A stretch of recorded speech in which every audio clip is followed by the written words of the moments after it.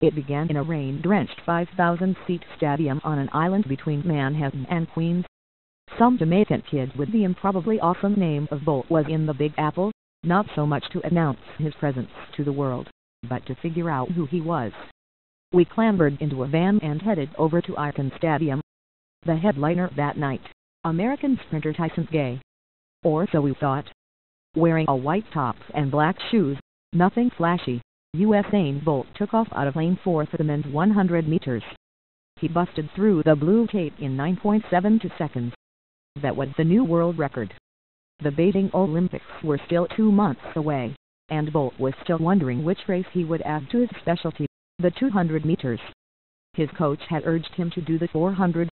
At 6'5", the thought went, Bolt was simply too awkward to burst from the starting blocks and build enough speed to win the shortest sprint. Everybody thought wrong. I wasn't really looking for a world record, Bolt said that night, but it was there for the taking. He took it again in Beijing. Then took it in the 200. Then again in the 4x100 very late. He closed out his Olympic career in style Friday night, making it 9:49 in the Olympic sprint.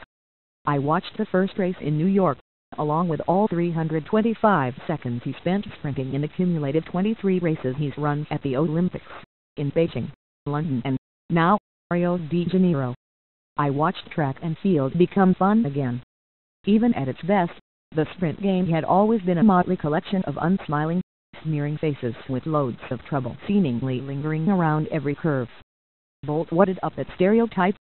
Yes, sprinting is serious and very difficult work, he showed us.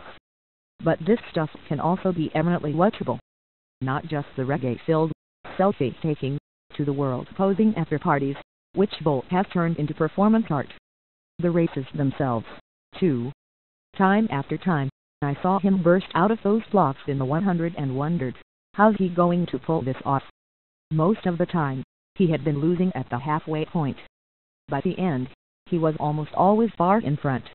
I couldn't believe what I was seeing in Beijing, sitting 10 rows up from the finish line, when he hot-dogged down the final 8 steps of his 100, casting his arms to his side, then thumping his chest, then breaking his own world record nonetheless. Jack Frog, the president of the International Olympic Committee at the time, had the temerity to criticize Bolt's joy, saying that's not the way we perceive a champion. As tone-deaf and clueless as it sounded then, it makes even less sense today. Bolt has saved his sport and, in turn, kept the Olympics relevant, not such a small deal in the wake of what's happened at these games, with their constant alerts about violence, disorganization and rioting. Without Bolt, the final week of the last 3 Olympics would have been an endless loop of beach volleyball and hoots and wishing Michael Phelps or America's latest gold medal gymnast competed in those events, too. Track, supposedly the glue that brings the whole thing together, would be nothing more than a collection of pole vaulters, distance runners and others whose every accomplishment immediately falls under the lens of the ever-present doping microscope. Is anything you see in this stadium really to be believed? Yes, we should, and have, asked those questions of Bolt, too. Jamaica's anti-doping program is flawed. Who knows what's really going on there? But Bolt has insisted he is clean. He has done it in a serious tone. He has also insisted, at different times, that his chicken McNuggets, his Aunt Lily's jerk pork and, yes, the nutrients from his pints of Guinness have powered him to the top. He has come close, a few times, to being knocked off, and I've seen Bolt at his most vulnerable. Last year, back in Beijing for the World Championships, he was injured and nowhere near his best. Justin Gatlin should have beaten him in the 100 but started leaning into the finish line too soon and Bolt persevered by 1/100th of 1 second.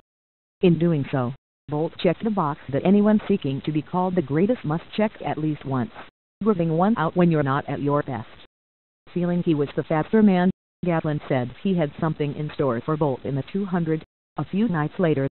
You don't talk about my 200 meters like that, Bolt said. It was the most telling sentence I've ever heard him speak. He spanked Gatlin, powering his long legs through a curve that was built for him, then going into hyperdrive down the straightaway in a race he calls his baby. Bolt got upended by a Segway during the celebration. He popped right up. He delivers great theater even when he doesn't mean to. In 2012, I saw him in Kingston, dealing with leg injuries and the remnants of an out-of-form preseason at Jamaica's version of Olympic trials. Yohan Blank beat him not once, but twice, that week. This, ladies and gentlemen, is the man to beat at the London Olympics. I wrote after the second win, speaking of Blank. Those are 13 words I wish I could have back. In Rio, as Friday night morphed into Saturday morning, I watched in the press tribune, putting about on what Bolt insists will be his last run at the Olympics. From the darkened field below, the shouts of Usain Bolt started ringing out. I squinted, saw a tall man in yellow shirt and shorts hoisting the javelin, with a few dozen workers and cameramen surrounding him. The man took a few long steps, reared back and let the javelin fly. It pierced the grass, not all that far downfield, but a pretty nice throw nonetheless. Could that really have been the world's fastest man, all wrung out of words, too tired to entertain anymore, throwing the javelin down there at 2 in the morning for fun? It was. I couldn't take my eyes off him. Then again, whoever could?